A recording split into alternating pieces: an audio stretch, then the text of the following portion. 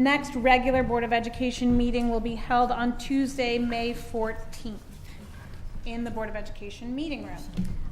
Tonight in my chairperson's report, I am very excited and pleased to announce that we have an appointment for the board to consider. Do you have my motions? I thought I had them. Sorry, give me 1 second so we do it. We are happy to bring to the board Dr. Alan Adley. The Darien Board of Education is delighted to announce that after a comprehensive national search, we will bring forward Dr. Adley to serve as our next superintendent commencing this July. Dr. Adley is currently completing his 11th year as superintendent in Granby, Connecticut. Alan is a governing board member for the National Superintendents Association and a past president of the Connecticut Association of Public School Superintendents and the Hartford Area Superintendents Association.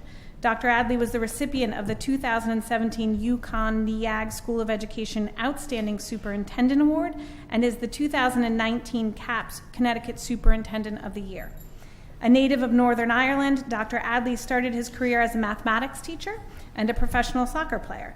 Alan has 33 years of administrative and teaching experience in private and public schools in the United States and Ireland. Dr. Adley earned his Bachelor's of Science degree in Education and Mathematics from the University of Ulster, Coleraine, Northern Ireland, and a Master of Science degree in Instructional Management and Curriculum from Western Connecticut State University, Danbury, Connecticut, and a doctoral degree from the NEAG School of Education at UConn. Dr. Adley is a highly respected, inclusive school leader, and the board looks forward to working closely with him to maintain the excellence and promote the continuous improvement of the Darien Public Schools. The board also wishes to thank Dr. Elliot Landon for his very capable leadership as interim superintendent of schools this year, and he will continue with us through June. With that, may I have a motion? He's coming. Oh, yay! Run, my friend. May I have a motion in accordance with Connecticut General Statute Section 10-157, the Board of Education hereby elects Dr. Adley to serve as its superintendent of schools pursuant to the proposed contract of employment effective on or about July 1st, 2019. Mrs. McNamara so moves. Mr. Deneen seconds. All in favor? Thank you very much. I need a second motion before we all have a moment. May I have a motion that the Board of Education hereby authorize its chairperson to sign such contract of employment on behalf of the board? Mr. Burke so moves. Mrs. McCammon seconds. All in favor? And that is unanimous. Thank you very much. And Dr. Adley, welcome to Darien.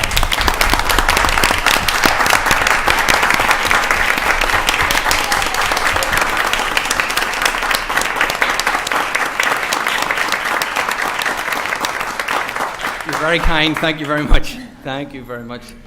Dr. Landon, good evening, and members of the staff, good evening. Madam Chairperson, members of the board, thank you for your vote of confidence. I'm absolutely delighted to be here this evening, and it's an honour and a privilege to be named the next superintendent of schools for the Darien Public Schools. For those of you who are interested and came this evening, thank you for coming. It's very much appreciated. And I look forward to joining you, and I look forward to working collaboratively with our Board of Education, our wonderfully engaged community members, our talented staff members, and our terrific students. I look forward to honouring the rich traditions of excellence in the district, and also building upon the success of those people who have gone before me. And I pay tribute also to Dr. Landon this evening. With that, let me just say I'm just delighted to be here, excited, eager to get started in July. Look forward to joining the Blue Wave, and just pleased to be here. Thank you very much. Thank you.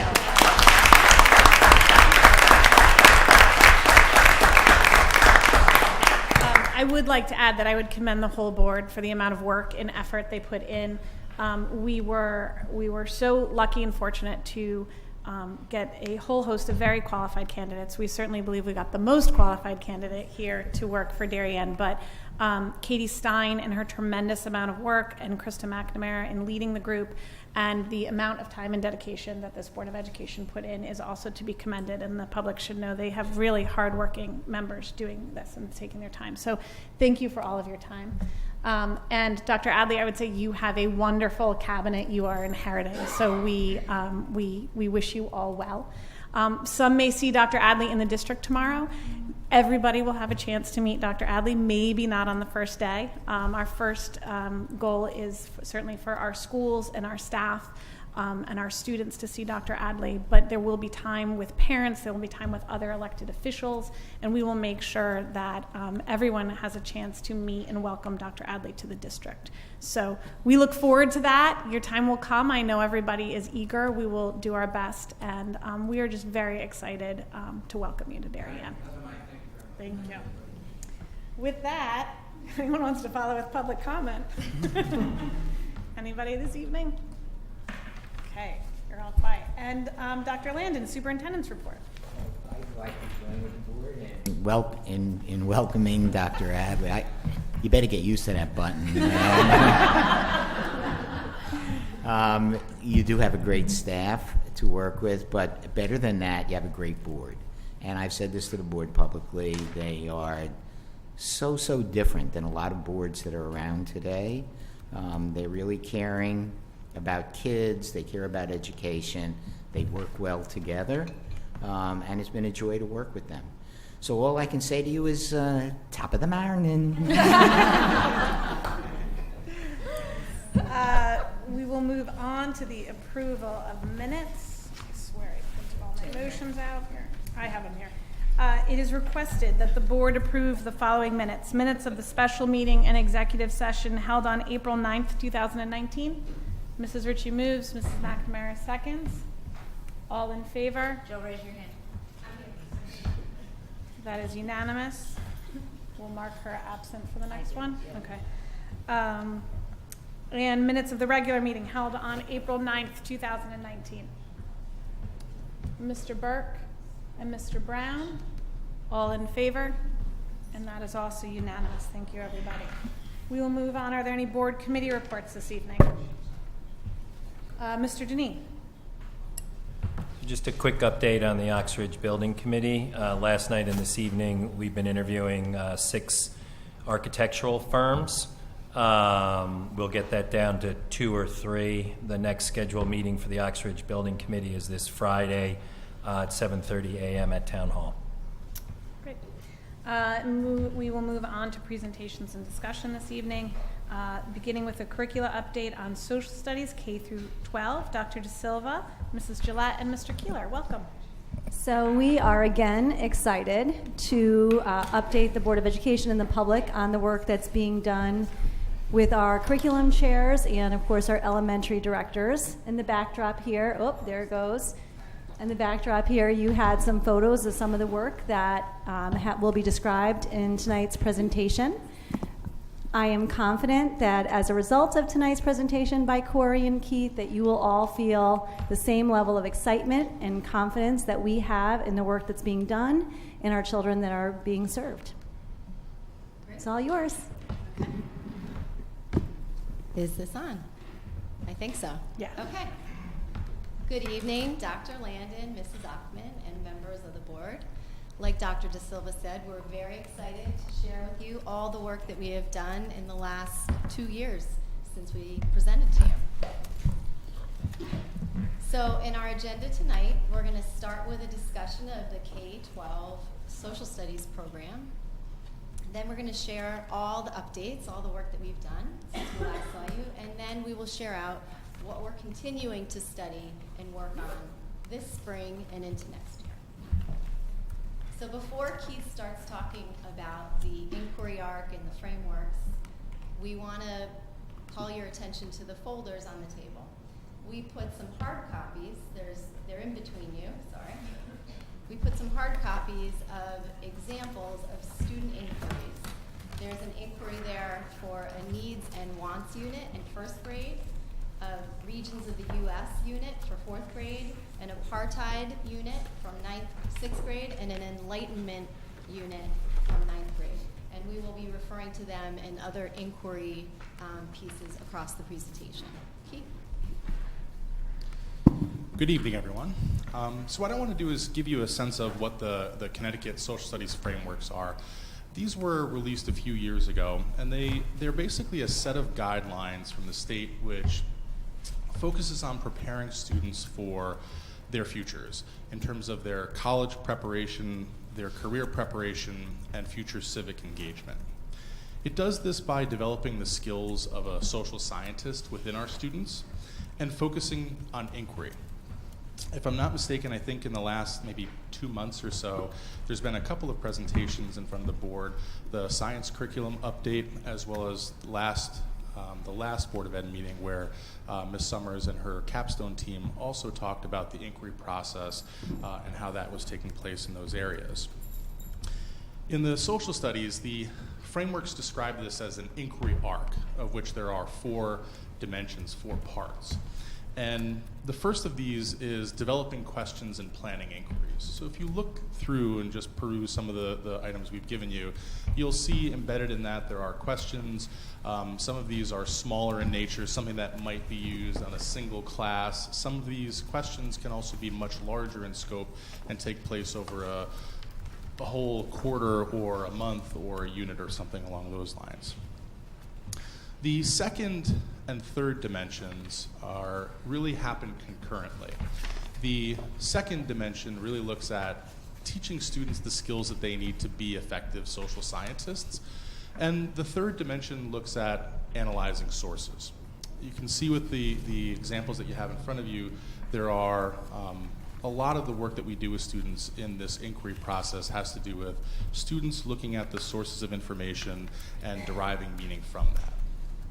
The fourth dimension looks at communicating conclusions and taking action.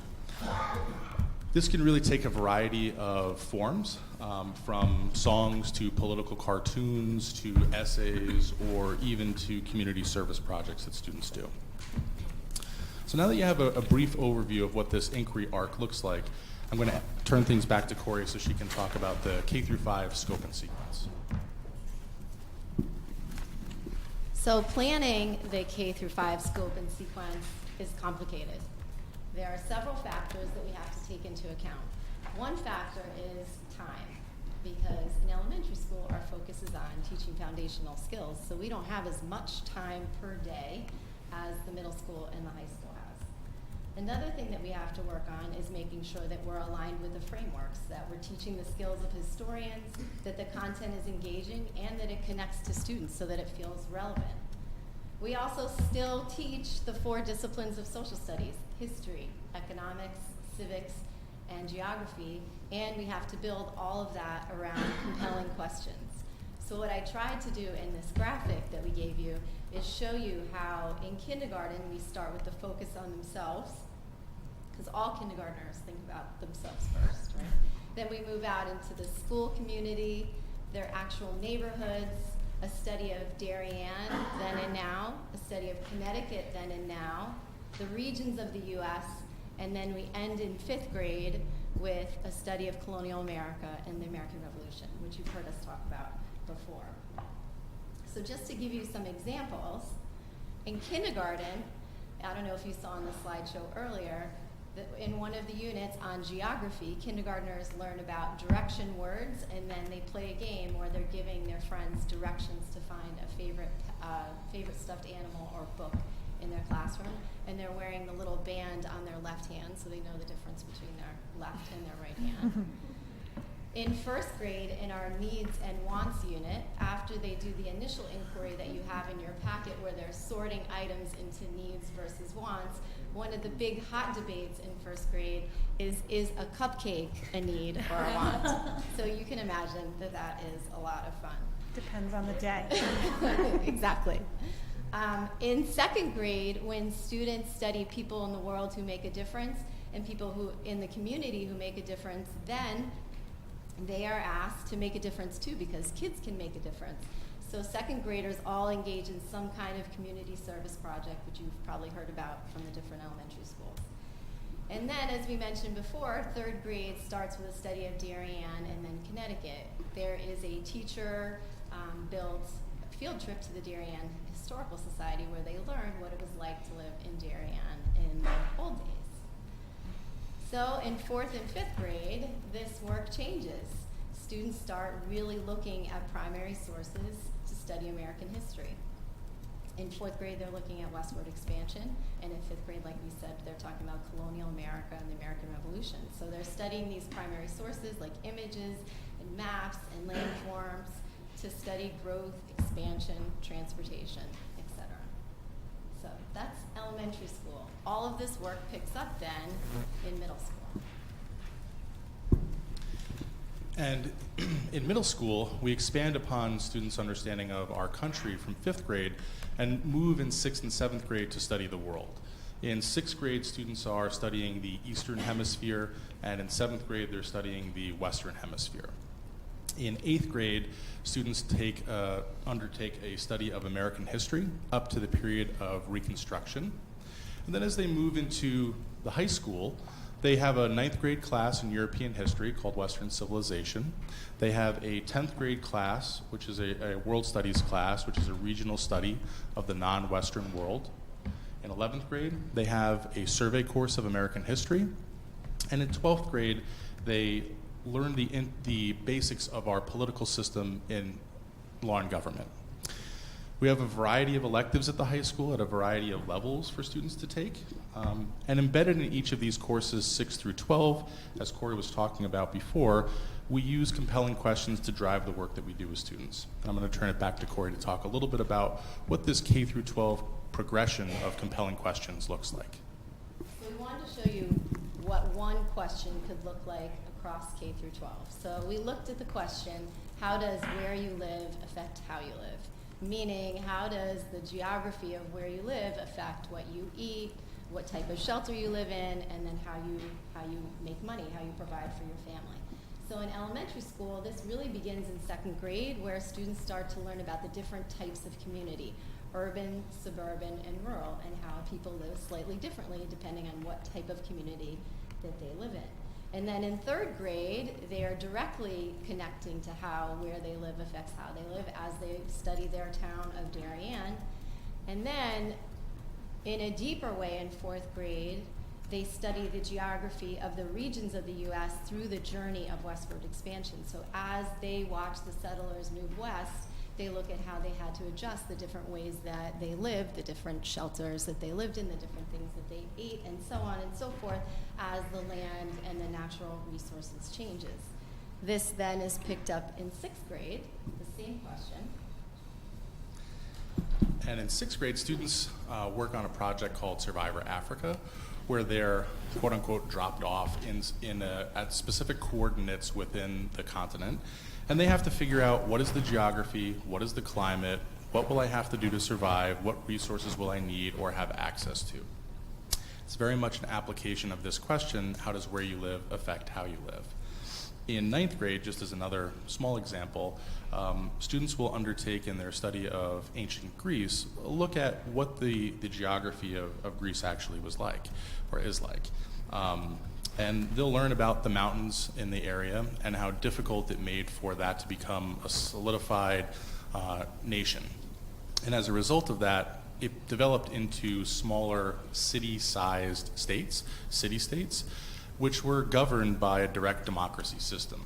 So the democracy that we use in our current government is derived ultimately from Greece and ultimately comes from the impact that the geography had on that area.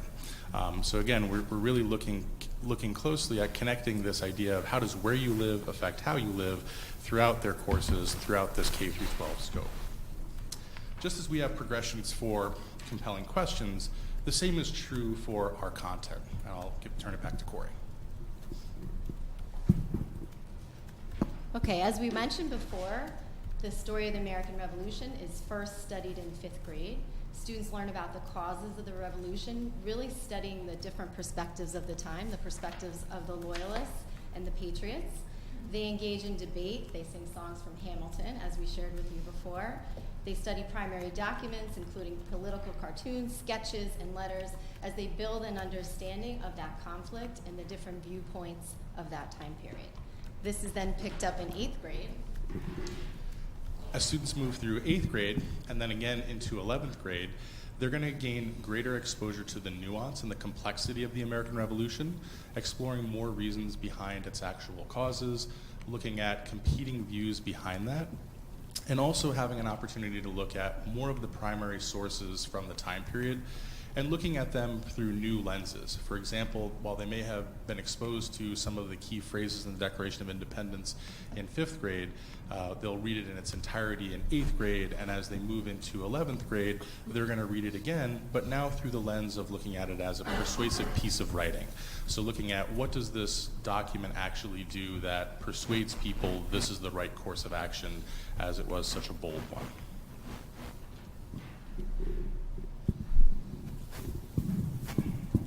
So that was K-12 in a nutshell.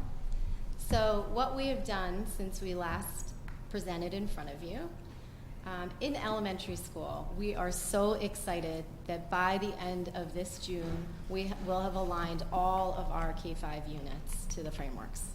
So that was a lot of work. The other thing that we worked on is a learning progression for geography. So unlike the standards in science, though the frameworks tells us how important skills are, they don't delineate which skills need to be taught at which grade level and how those skills progress and build on each other. So what Keith and I had to create over the last 2 years was a learning progression K-8. So in order to write curriculum around different skills in geography, we had to know what we were teaching at each level. So we've completed that learning progression and built the units around it. In addition, we have made sure that that learning progression for geography is aligned with science, because thankfully I work next to Linda Johnson, and there are many parallels between science and social studies units where geography is taught. So we now have that progression. Another update is that with all of this curriculum writing, 18 units of curriculum revision work, we have created elementary curriculum leaders in social studies. So we have created capacity around curriculum development. So these teachers are now leading the work in PD, planning for PLCs at the school level, and then supporting Keith and supporting me also in creating revisions for units and collecting feedback from teachers. In addition to creating websites for our teachers that has curriculum and resources on it, one of the things that we've also done since we last spoke to you is we created curriculum sites for parents. So this is my curriculum site, and because I'm literacy and social studies, and Linda Johnson is science and math, we put all of ours on one page so that parents, say of a kindergartner, could look across the curriculum, literacy, math, science, and social studies, and see all the curriculum for the year instead of dividing it out. We thought that would be more user-friendly. And then further down on the page, we've discussed each of our content areas with a vision. There's some resources, and then some pictures of kids engaging in social studies. Keith has done a similar thing. And in our 6 through 12 parent website, you can see a lot of the same information here. There's information about course sequence, what it looks like as a student goes through their 6 through 12 experience here in the Darien Public Schools. We also have curriculum at a glance documents to give parents a sense of what are their students engaging in, what work are they being asked to do, as well as some information about the frameworks, the honors or AP placement at the high school, as well as some comments and statements about what we ask students to do in terms of their skill development. So this is a resource that I hope to continue to develop and create as a great resource for parents to use and take advantage of. In terms of the 6 through 12 curriculum updates, we, as Corey was talking about earlier, really spent a lot of time working on our scope and sequence documents for our core classes. These documents really outline the compelling questions that drive a particular unit, as well as the compelling questions that drive a course, as well as the, sorry if that's me, as well as the units that the course will be divided into. In addition to that, we also look at some of the key content that students are being asked to cover, as well as skills in each of those areas. We had to develop those skill progressions that Corey referred to in the K through 8 geography We did the same thing 6 through 12, looking at core historical thinking skills, reading, writing, critical thinking, as well as research. We did this as a way of getting a sense of what is our logical progression of expectations for students 6 through 12. We also have begun working through our individual unit development in both the middle school as well as the high school. It's an ongoing project that we worked on this year. We'll continue to work on it till this year's end and continue to move on next year as well. We also continued our partnership with Teachers College Columbia University.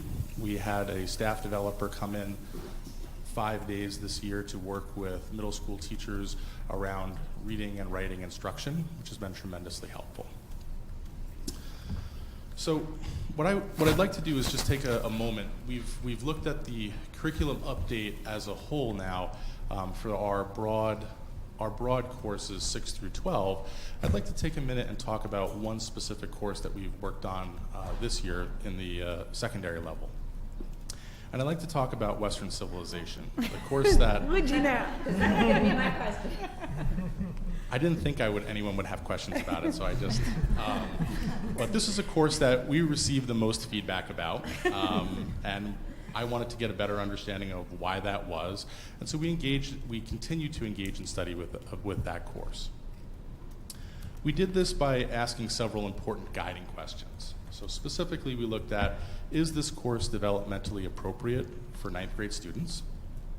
We looked at whether our differentiated strategies were supportive in providing access for students, for all students in the class.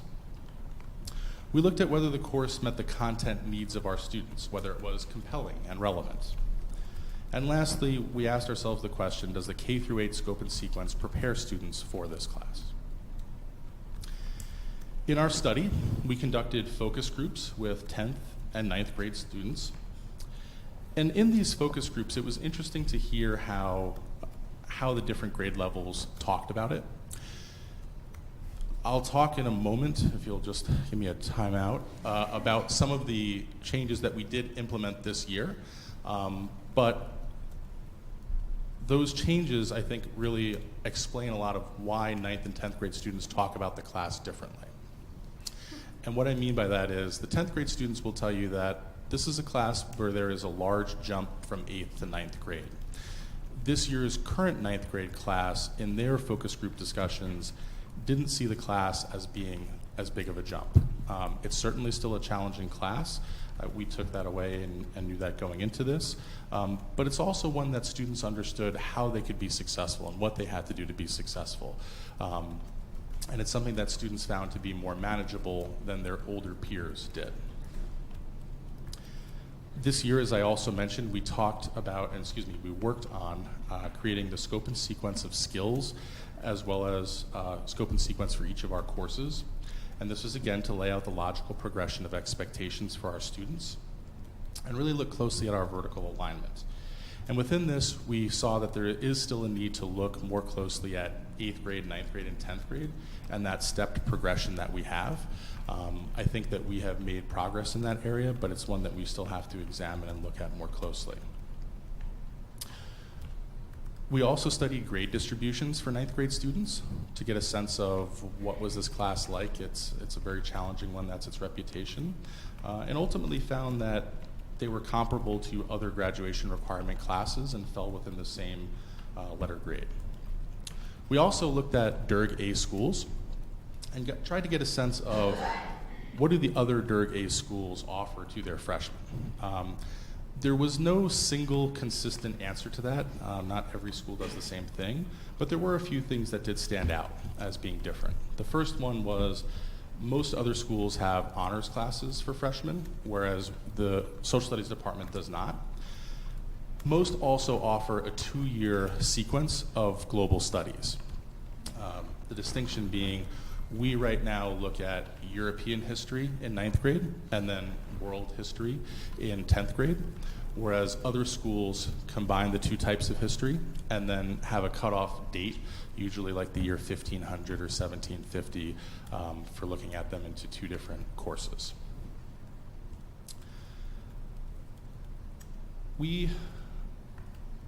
We believe that Western Civ is a really important class. This is a class that lays the content and skill foundations for the rest of students' social studies experiences at the high school. And as such, we wanted to be very careful that any way that we change this class, we want to be sure that it's to the benefit of our students and ultimately helping them. As a result of that, we've been cautious with the changes that we've made, but we did implement some practical changes this year, and I'll talk about what those are right now. This year, we took a close look at our teaching practices, and we worked on including more scaffolding, more support for our students, particularly in the first semester when we're really teaching middle school students and bringing them into the high school and what that means. We also took a closer look at our differentiation and worked on developing more lessons and more units that feature differentiation. I've had an opportunity throughout the year to be in many classes and see this work going on firsthand, and we've made a lot of improvements in this regard.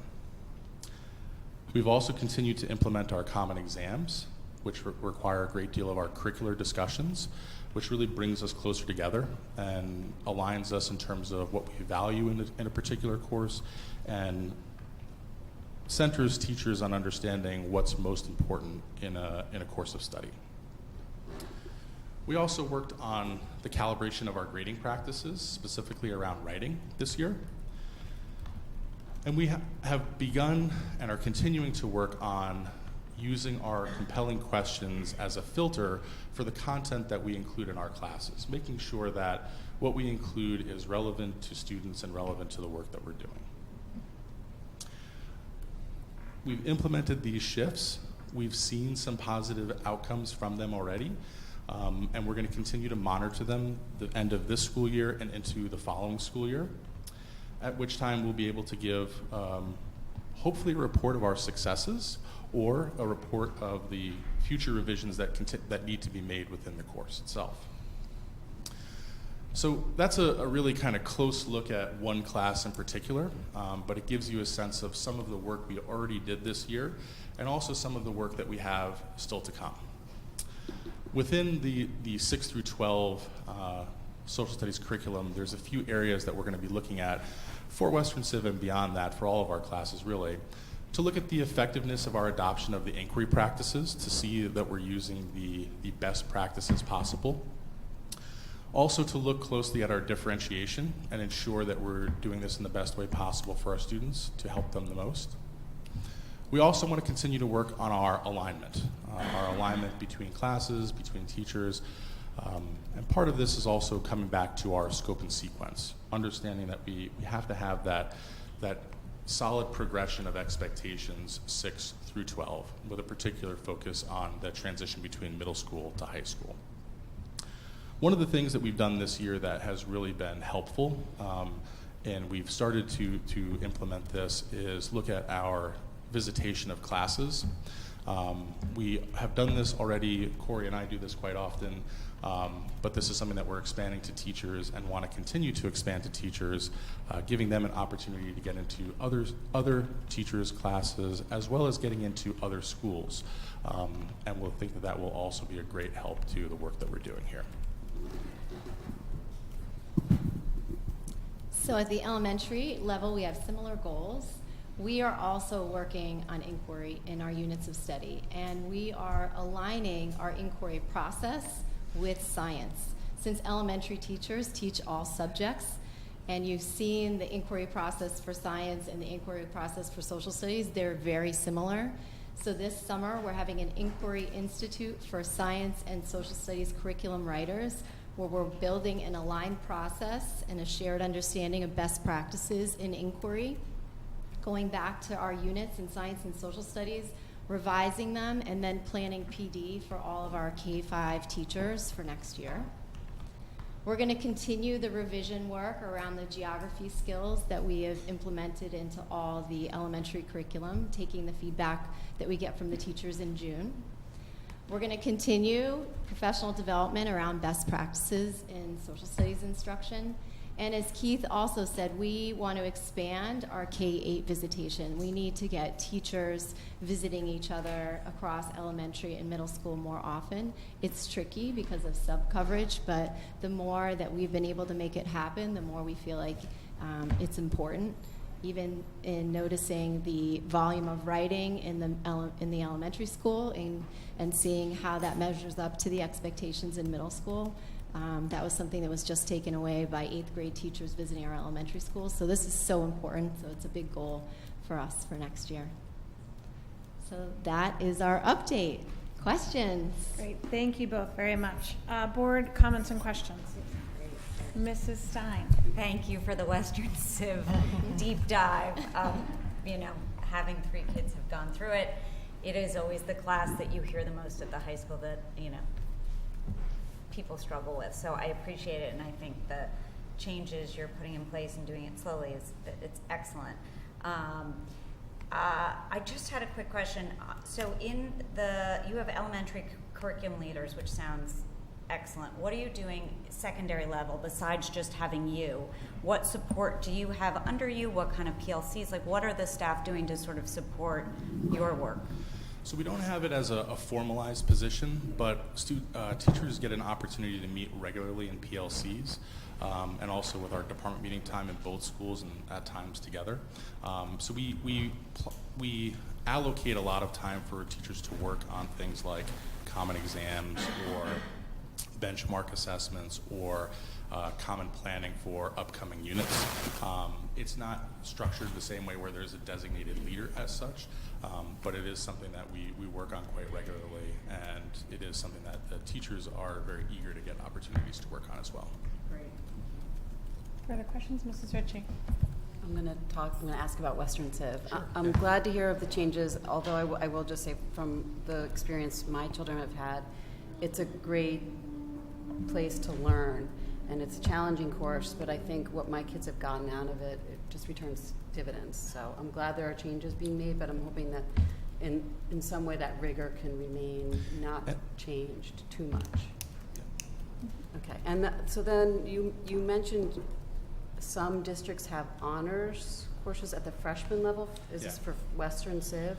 Yeah, for their equivalent for their global studies. We don't course, have, besides our biology, we don't have honors level courses, I believe, at the freshman. English. Yeah. And math. I Was it do- accelerated or I- honors yeah, in I freshman think- year? Oh, I guess if you're on course 3, so if you're like Yeah. in the accelerated path.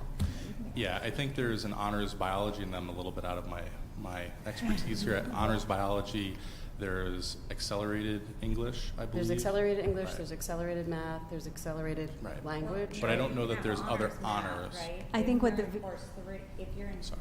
All right, let's, okay. I don't want to Dr. deviate De too much. Silva. I think that the variable that Keith is describing is it is the course in which it is heterogeneously grouped. And Right. so providing access to all students while at the same time maintaining rigor is that work that we have to do with our teachers, and whether that's through differentiation or accommodations that we provide.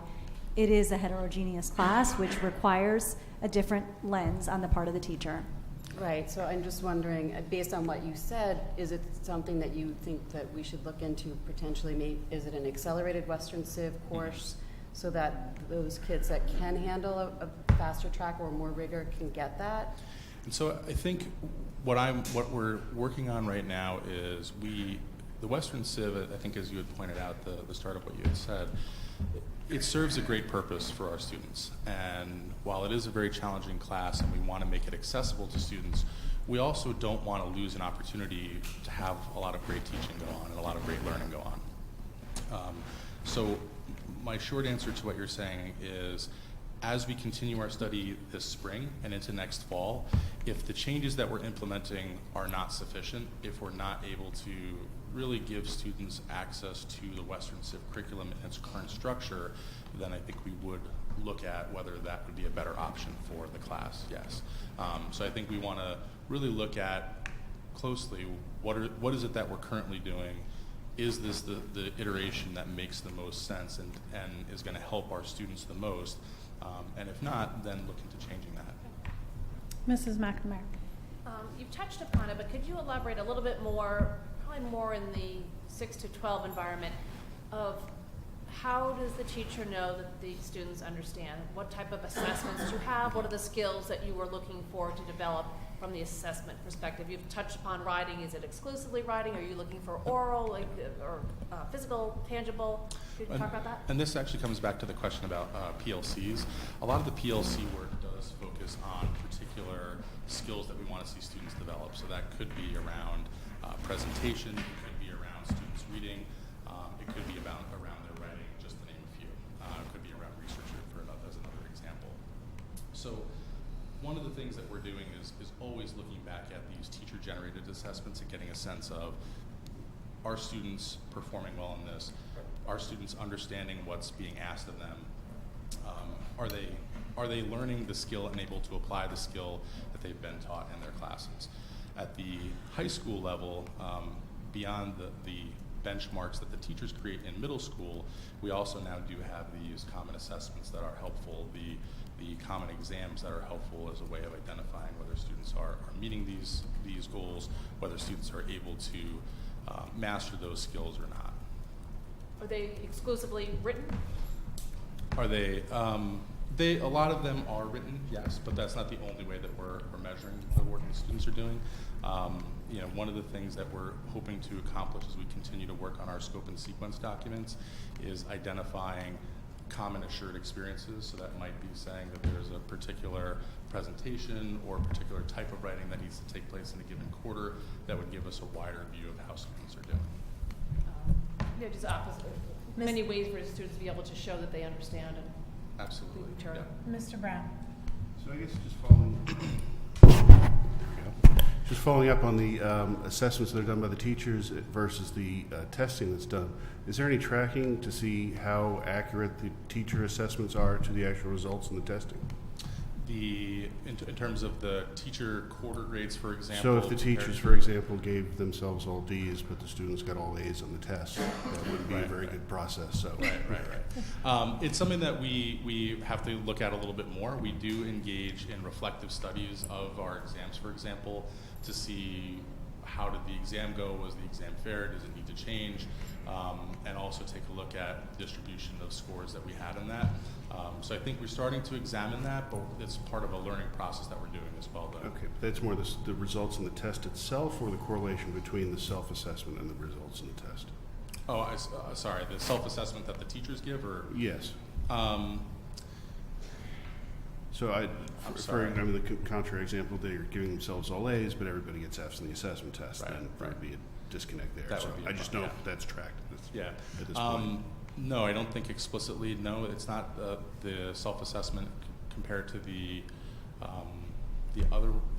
actual results of it, but it's something that we can look into and implement as we move Awesome. forward. Thank you.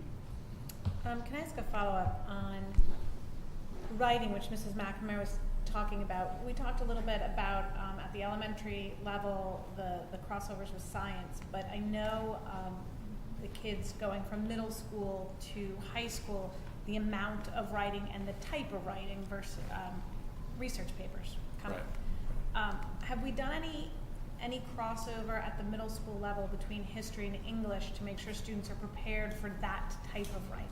Yeah, they do get a lot of crossover actually. So if you toured some of the social studies rooms and some of the English rooms, you'd see that they actually have a lot of the same visuals up to support students in the way that they write claims, the way that they craft their arguments. The students do get a lot of overlap between their English and their social studies classes at the middle school with that. But it's also important to recognize that at times we're also asking them to do very different types of writing as well. So while there are times where we're both doing claim-based, evidence-based writing, oftentimes the English side is doing slightly different writing as well. Mr. Janine, does you? Do you have, come the end of the year, do you have some type of process in place to go back to those students that you spoke to or had in focus groups, and just an indication of size? Are you covering each class and each teacher so you're getting good feedback across all the classes? So at this time, no, it's not every student that has been talked to in terms of it. No, just that you have a group of students from each class, so you have a sample from each class, so you have data on each teacher. Yes. I mean, it is something that I have looked at. I mean, I've met with a good percentage of the class. I don't know the number off the top of my head, but I have a wide variety of them that I've talked to, and I try to hit different periods where I go into. So for freshmen, for example, I go to study halls, and I've been to a variety of study halls, so that there isn't a particular teacher that I'm talking about, but rather getting a good sense of what Western Civ is overall. And then, as needed, if there's follow-up, that takes place as well. Mr. Maroney. Yeah, kind of a follow-up to that is I love the idea that you asked the current 10th graders and the 9th graders about Western Civ to get that data feedback. And to me, the question, we raised this a couple weeks ago, is have we interviewed college students on what their assessment was of their high school program? And maybe, I would always think maybe scientists would be the best because then you're collecting data, but maybe it's a history majors that, you don't want to repeat the same mistakes that you made in the past, and the civics majors and the poli-sci majors will do the right thing because that's what they're doing. And economics because it's better for the economy. But my thought is, can we get some feedback from the graduates to go back and say what worked and what didn't work, and how were you better prepared for college to especially if we can find majors in economics or political science or history, and get the feedback from them. At this time, I don't have that mechanism in place, but that is something that I would love to get some feedback on. Anecdotally, students come back from college and pop in to see their teachers, and inevitably one of the things that we hear is students saying, "Oh, I'm the de facto writing tutor for my floor. I'm the only one who knows how to take a piece of paper that's an assignment that's due in 4 weeks and make sense of it." Students, we hear a lot of good that comes out of it. I suppose students who weren't able to do that wouldn't come back and tell us that, in fairness. But we do hear a lot of good reports about that, but we don't have anything concrete in place. I will add that,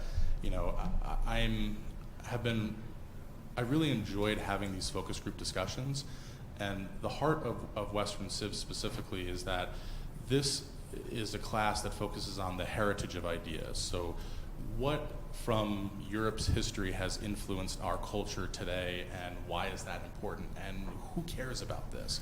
So as students move through American history, so the current sophomores go into their junior year, and our current sophomores in 2 years go into their senior year, I'd love to get an opportunity to also get in and talk with them and find a way to see, does this class actually do what I said, which is lay the foundation of content and skills? We spend a lot of time talking about Greece and talking about democracy and talking about Rome and talking about the Republic because it's kind of important to our government. We want to make sure that what we're doing in freshman year is sticking with students and they actually remember that and can build off of that as they go into their junior and senior years. I'm sorry. I just want to say the essential question that you're going to be dealing with is how can we offer all that Western Civ offers to every kid regardless of his or her ability?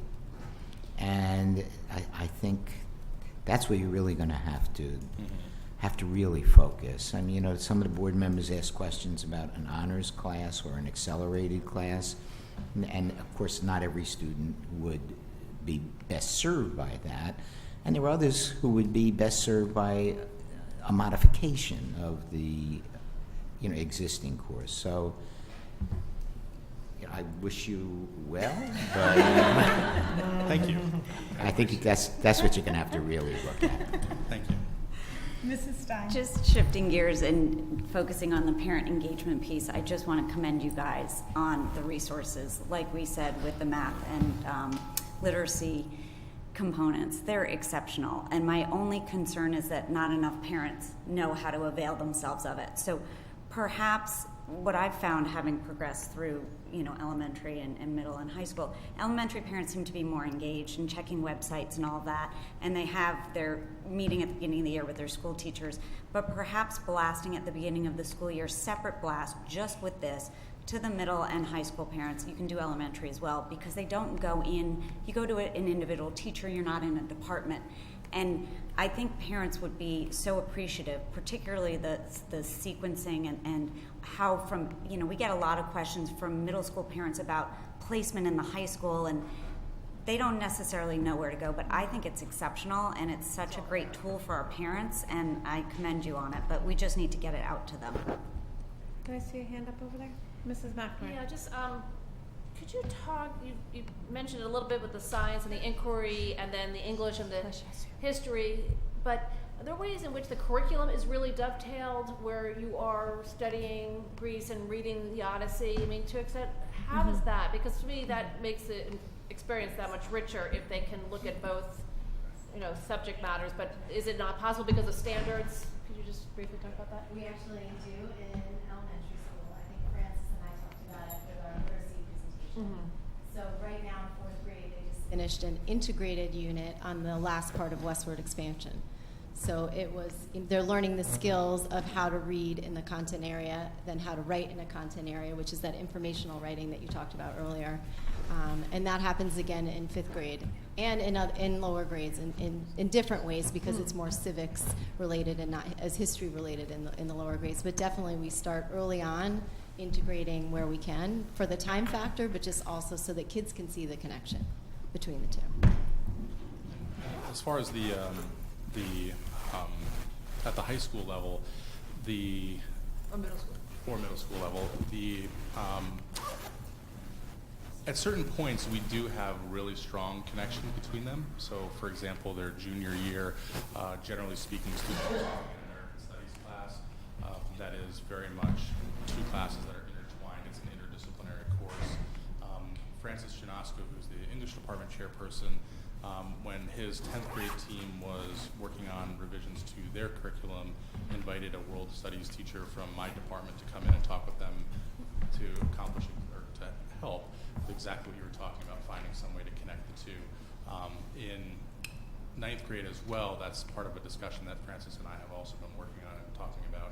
I don't know that we'll be able to line things up, but as much as we can, we do see the benefit of that. So I get to round it out with my favorite topic, civics. It's part of the framework, and I understand that students certainly hit it in law and gov, but that's 12th grade. As we look kind of growing our social emotional, as we look at educating the whole child, is civics integrated at every level given the important nature of it?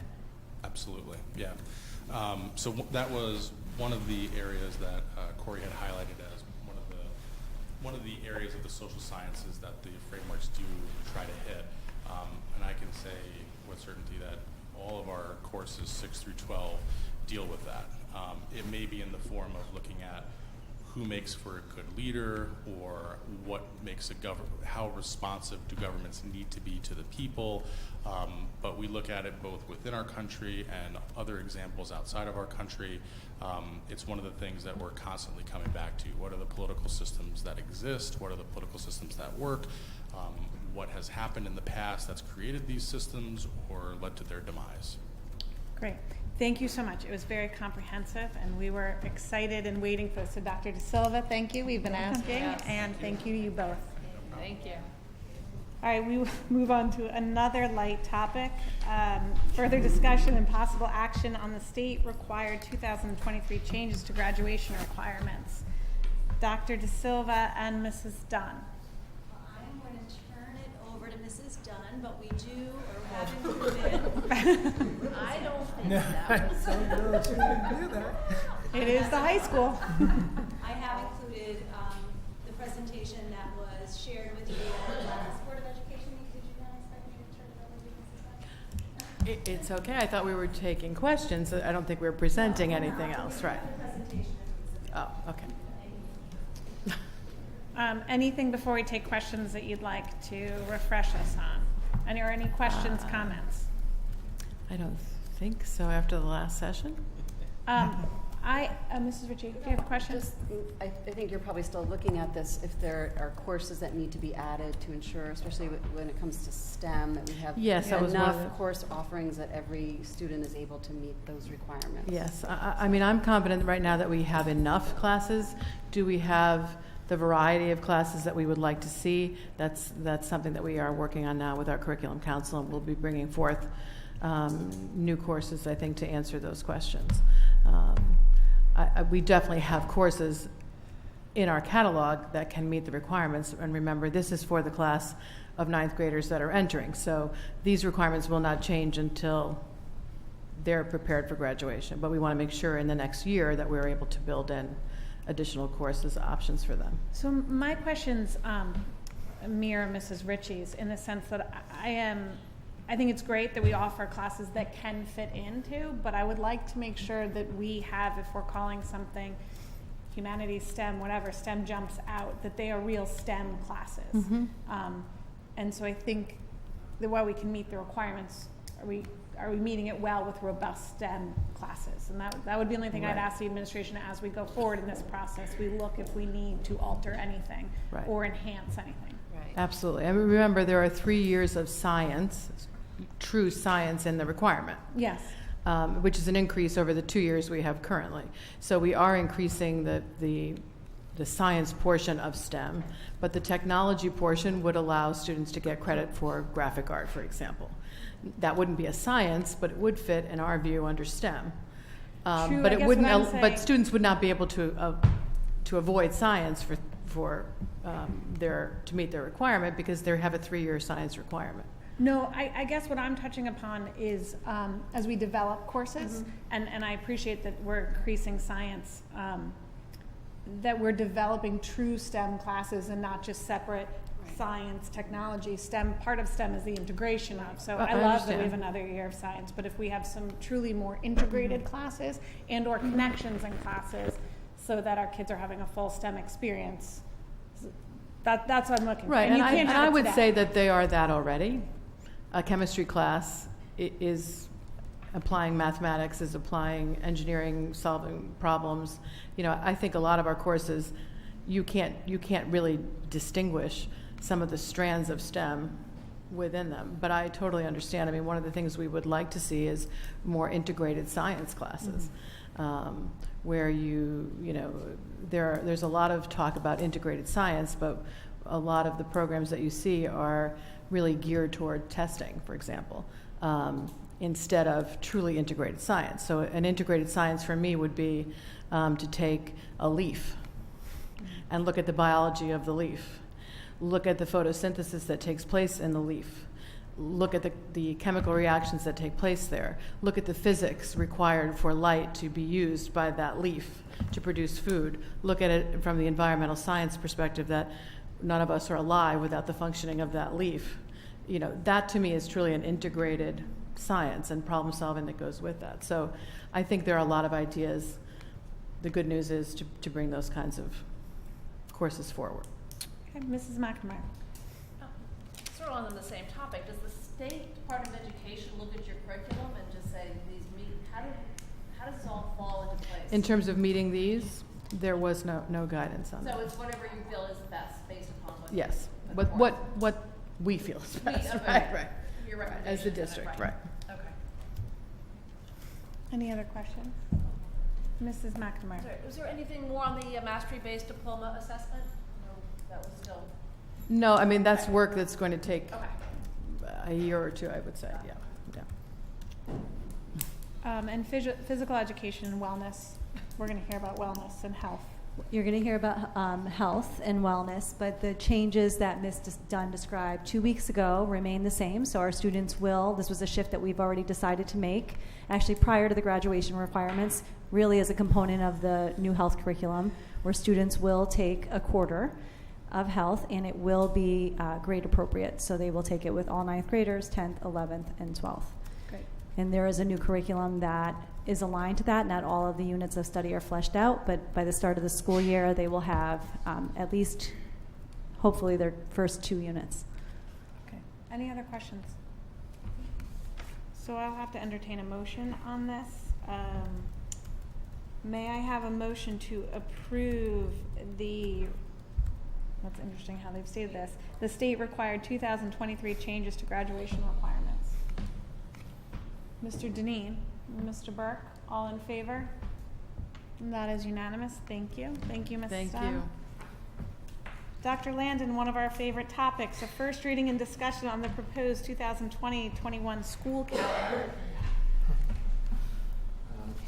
As you know, I sent you a preliminary draft, but being, whoops, thank you again. Are you all laughing at me? We do this every year. No, it's, But, it's but being, Dr. Landon, one of these. but being a reflective person and relying heavily on my staff, they remind me that if we were to adopt this as it is, we would only have about 6 weeks between the February vacation and the spring break. We generally try to have 8 weeks between February and April for a variety of reasons, but in particular instructional reasons. You know, we think that to have the kids go as long as they would have to under my proposed calendar would probably be overdoing it somewhat. Several of our surrounding districts have moved that date to a week ahead. In other words, we continue to be closed Good Friday, but after Easter Sunday, we would have a regular week of school and then have vacation the following week. So on balance, it's probably better for kids if we moved it ahead a week, and so it would be my recommendation that we look at the second, the alternative, and of course, ultimately, it's going to be the board's decision to decide. But as I said, I do recommend going to that second week. Mrs. Ritchie. So Susie, I'm just noticing that there is a PLC day on the 23rd, so that if we shifted the April break a week later, we would then be faced with a 4-day school week. The PLC day is the shortened day, Right. so it won't be a full. Right, a but that full it's loss. not. You don't think that's disruptive? That should flow. And, I would think it's fine. and I you would think there's so. enough time for AP prep? Yes, moving this that- is traditionally the week. Yeah. So the second proposal that Dr. Landon has brought forward is the traditional week that we have had off. So at least in the 4 years that I've been here, we have not had the week after or the week during Easter Monday off. It just so happened that it landed there this year because they attached the Good Friday and it was earlier in April. So my suggestion would be that if we keep the week of the 12th, we're, like as Dr. Landon said, we have 7 weeks after February break, and then not such a long leg in the months of April, May, and June. So this is just a first look. Are there any other further questions? We can take a look next week too. And maybe in the next week's packet, if we put in the alternate, or in 2 weeks' packet, thank you. Yes. Oh, Mr. Brown. Sorry, quick question on the 23rd, the PLC, the shortened day. Could that be the 30th or the 9th? Is there any reason it would be on the 23rd only? I can double check with the high school if there's a reason why we couldn't move it. I suspect there isn't. But I'd like to double check that. And so when we bring back our alternate, I will follow up to see whether or not we can move the PLC. Thank you so much. You have to account for prom around there too, though. Prom is the May. Prom is May. It's May, but just isn't May in early May? And so I don't know how far apart those dates have to be. Will probably be the 14th. Yeah. So we should make the PLC that day, shouldn't we? So that, that's we the always point. maybe moving the April one back. Right. Maybe an earlier. So we'll revisit the PLC for April, and we'll revisit the calendar for that second week for next meeting, May 14th. Yeah. And we also have the opportunity even then to move the PLC 6 months before. Of course. Yeah. All right, so we will bring that back. Discussion and possible acceptance of the contemplated gift from the Blue Wave Booster, Dr. Landon and Mr. Manfredonia. Good evening, Mrs. Ackman, Board. You have here some contemplated gifts from the Blue Wave Booster Club. I'll just run through them one at a time and briefly discuss each. The first is the sign of the week for the cross-country team. That's the boys' cross-country team in the front oval. The second are for some additional 45-pound weight plates.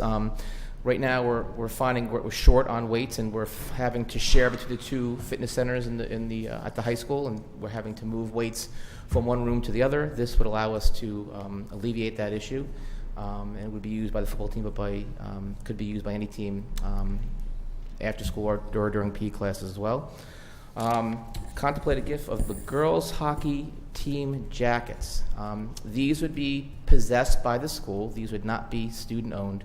Much like the bags you've approved in the past for the boys and girls hockey team, at the end of the season, they would be returned back to the school, reconditioned, and then reissued again at the beginning of the next season. So these would not be student-owned jackets. This is not part of their normal uniform. This is a nice-to-have for the girls hockey team and a request that they have made of the Booster Club. Then finally, some additional workout equipment for the girls swim team, the stretch cords, which would be used in the pool during training sessions, and then the 20 medicine balls would be stored at the high school and be used for dry land training at the conclusion of practices, and could also be used by the boys swim team, either item as well. Any questions? Mrs. McLean? Sorry, just to confirm, your form here does indicate that the weights go to the football team, but they could be used by... They were requested by the football team. They would be in both rooms and would be accessible for any team that wanted to use them before or after school, or during school, I should say. Can I just ask a quick, just so I understand the jackets, because the girls don't wear them on the ice? No, it'd be a pre-game jacket or after-game jacket they wear to and from the rink. Okay. Any other questions? Mrs. McNamara? I'm sorry, I'm still struggling with the jacket idea. How do you order jackets that you think are going to fit the girl? I mean, you're not going to order specific jackets. You can order, most girls are probably smalls or mediums. We'd order a range of jackets. Just like we order uniforms, you order uniforms for specific students. We order a range of sizes for uniforms, and 95% of the time they will fit. And if we have to order a one-off, we will. But like uniforms, we don't order uniforms specifically for a specific team member. Could you share with us how many other winter sports have team jackets? How many winter sports have team jackets? I don't. I'd have to look in. Off the top of my head, I don't have the answer to The that. boys hockey have team jackets. They do not have team jackets, no. This isn't a district, so this is each team, each season, Blue Wave Boosters go to, and they Correct. put in requests, and then Blue Wave Booster decides what they're bringing forward. Correct.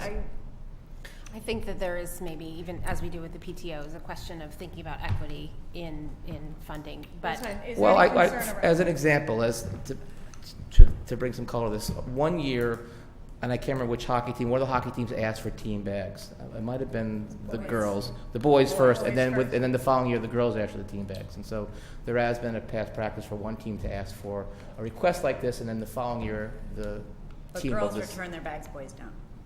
But not that I know. But I can say, Mrs. McNamara, for instance, the girls lacrosse team, they are loaned jackets right now for the spring, for the early part of the season when it's cold out, and they have them, and they're in variant. You get it based on your number. Correct. So if you're number one, you get jacket with the number one And they on go it. back to the district after. Correct. They come back. Same size as number one the year before. Are there any other questions on contemplated? Mr. Maroney? Just a question on where do we store all of these jackets and bags? So we send them out for reconditioning building a in the shed, season. sorry. Yeah, let's. We send them out. Ladies?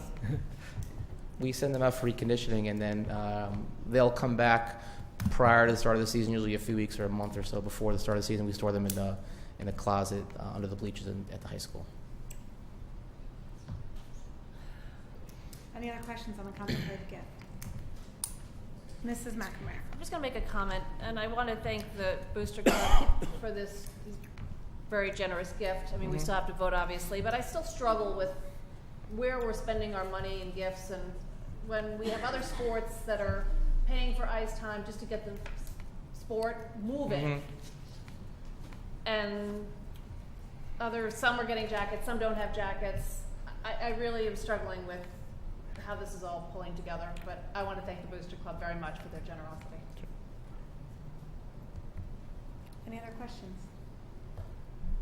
With that, can I entertain a motion for acceptance of the contemplated gift from the Blue Wave Booster Club? Mr. Burke and Mrs. Ritchie, all in favor?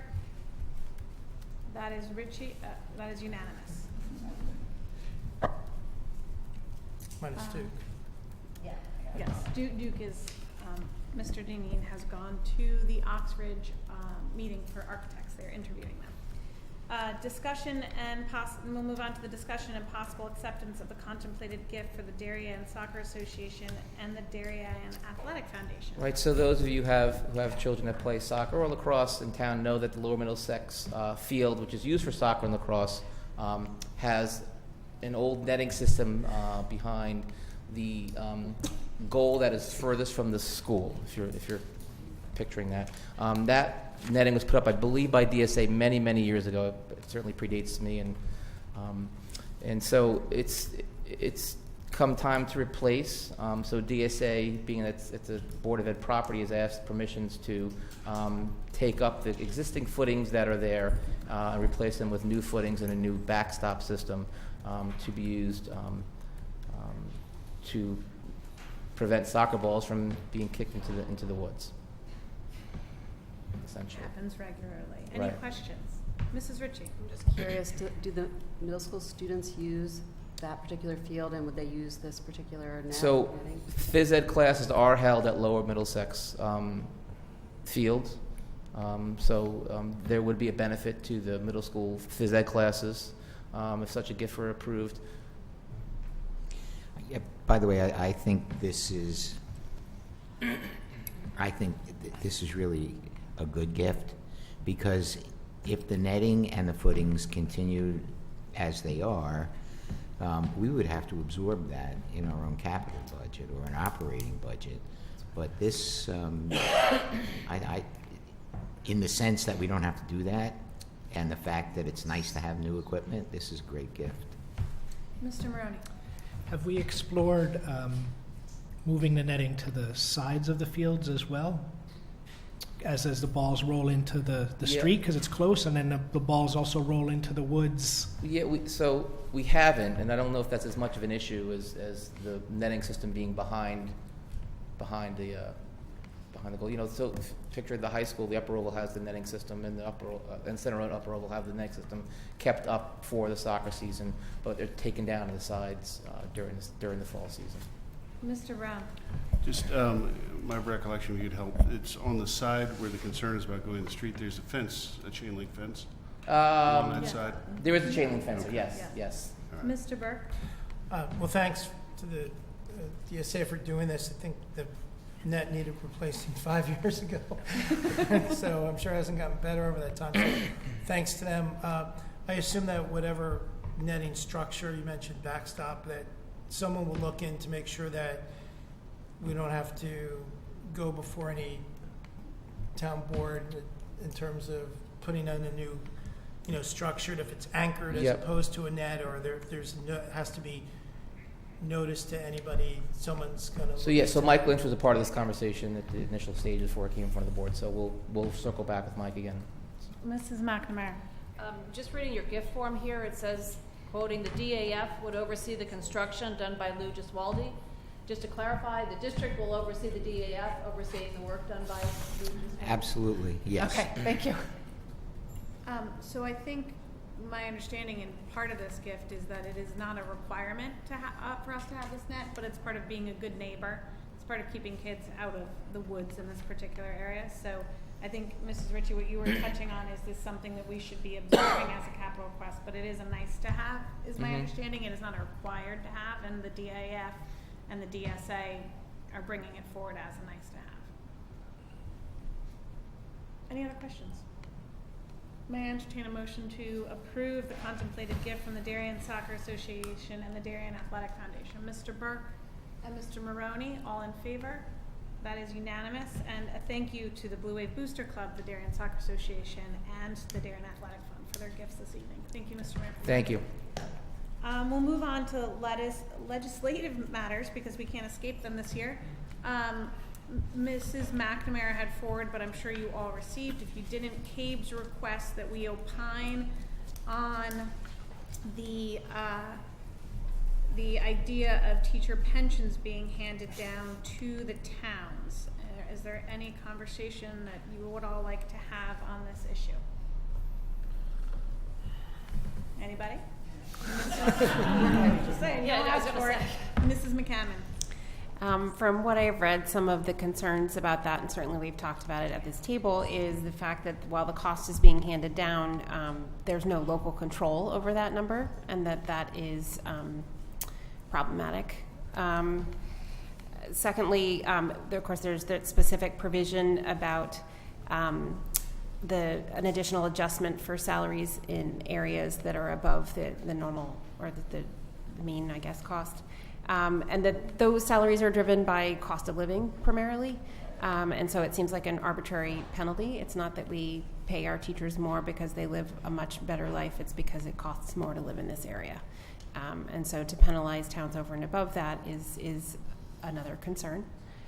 And the third thing that I read is just a statement to the state that they continue to send down mandates, and then at the same that we are asked to pay for. And certainly we're in favor of many things. Certainly the high school requirements we talked about tonight sound wonderful. We certainly agree with social emotional learning, but as mandates continue to come down, it's again worthy of note that they're multiple. They're asking us to pay for all of these things in multiple ways: our teacher pensions and these additional educational requirements. Anybody else? Mrs. Ritchie.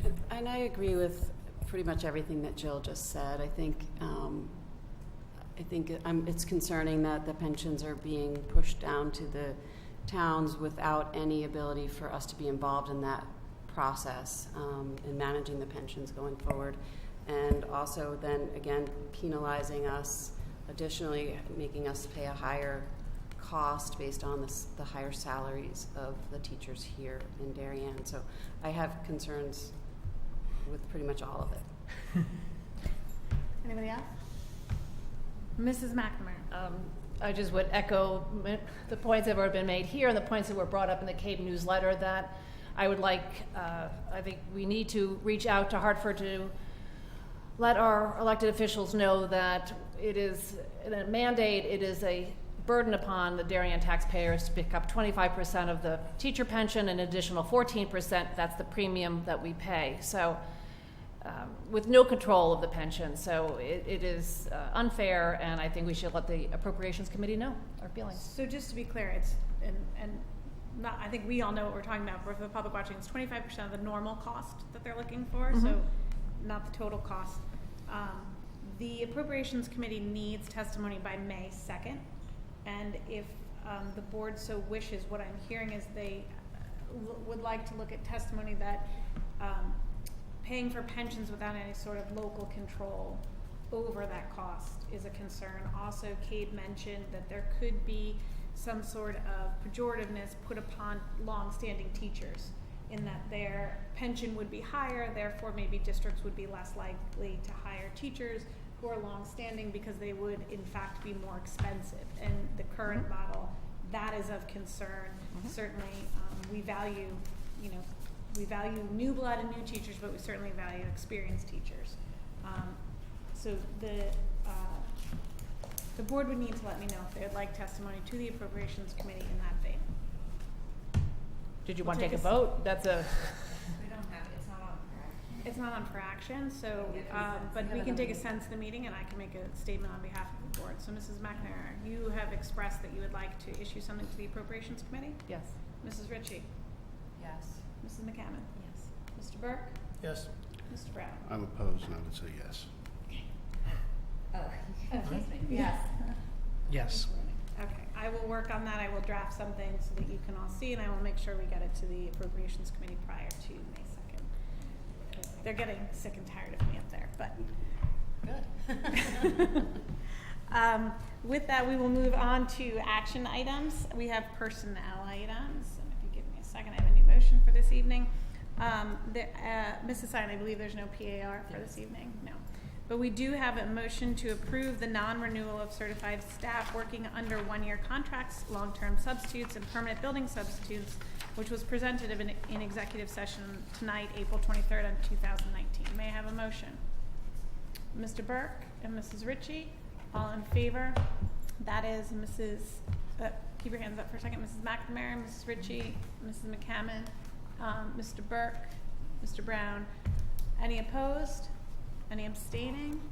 That is Mr. Maroney. Thank you all. Motion carries. Is there any public comment this evening? You guys are all quiet tonight. All right, with that, I will entertain a motion to adjourn. Mrs. Ritchie and Mr. Maroney, all in favor? That is unanimous. Thank you, everybody.